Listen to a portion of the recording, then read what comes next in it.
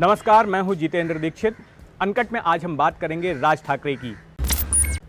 महाराष्ट्र में इन दिनों राज ठाकरे और बीजेपी की नज़दीकियां चर्चा का केंद्र बनी हुई हैं। हाल ही में महाराष्ट्र बीजेपी के प्रमुख चंद्रकांत पाटिल ने राज ठाकरे से उनके घर जाकर मुलाकात की।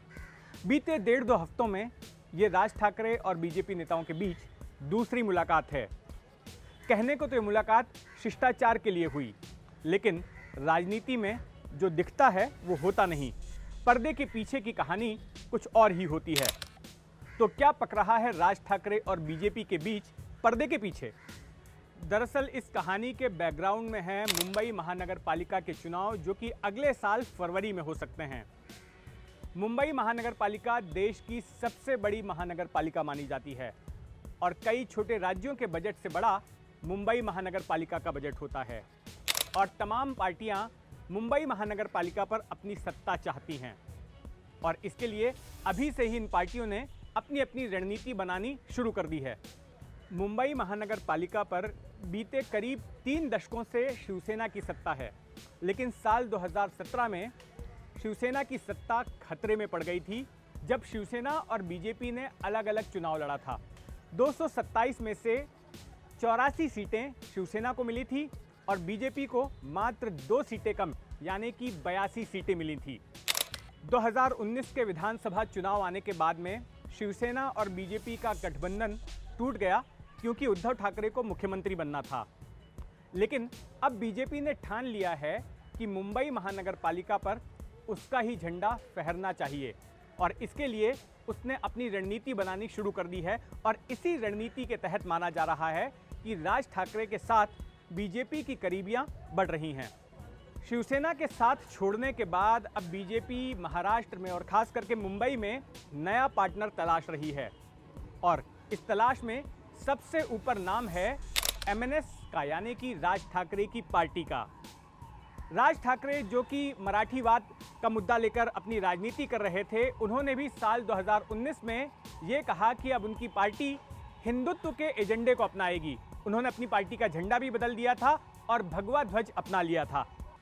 ऐसे में हिंदुत्व नाम की जिस गोंद ने कई सालों तक शिवसेना और बीजेपी को एक साथ चिपकाए रखा था, अब देखा जा रहा है कि क्या वही हिंदुत्व वाली गोंद MNS और बीजेपी को एक साथ ला सकती है। सवाल यह है कि MNS बीजेपी के साथ क्यों आएगी? तो इसका जवाब सियासी जानकार ये देते हैं कि राज ठाकरे को महाराष्ट्र की राजनीति में अपने आप को प्रासंगिक बनाए रखना है। हाल के चुनाव में राज ठाकरे की पार्टी की जो दुर्गति हुई है, इससे उन्हें अपना अस्तित्व बरकरार रखने के लिए कई तरह की रणनीतियां अपनानी पड़ रही हैं। कई बार अपनी प्लान्स में, अपने एजेंडे में उनको बदलाव करना पड़ रहा है। साल 2009 में जब सबसे पहले राज ठाकरे की पार्टी ने विधानसभा का चुनाव लड़ा था, तब उनके 13 विधायक चुनकर आए थे, लेकिन उसके बाद से उनकी स्थिति हमेशा डामाडोल रही।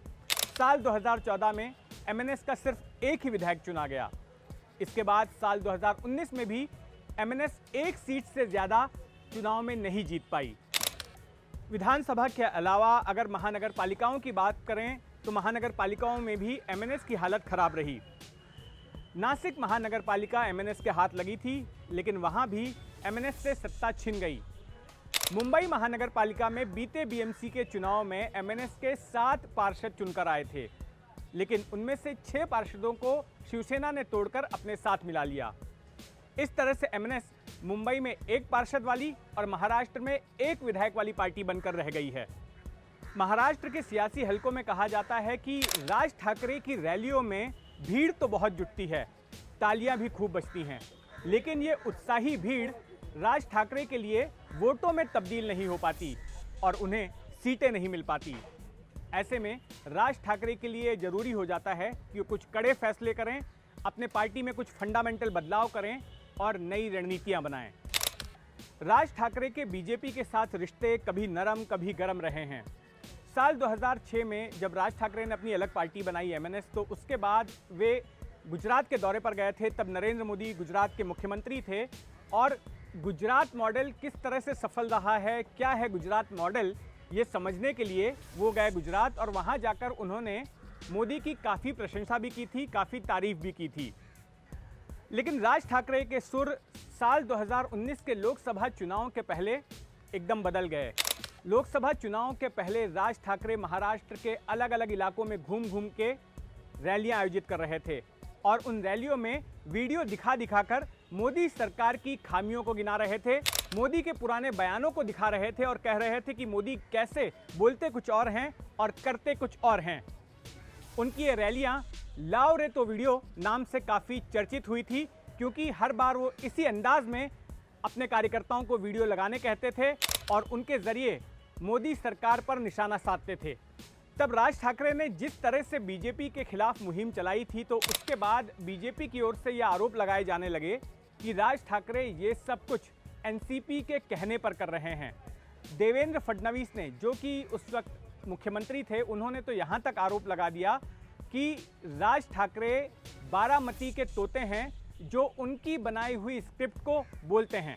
इसके बाद राज ठाकरे को चंद महीनों में ही ईडी का सम्मन आ गया और एक मामले में उन्हें ईडी के दफ्तर बुलाया गया, जहां घंटों उनके साथ पूछताछ हुई, कई घंटों तक उन्हें बिठा कर रखा गया।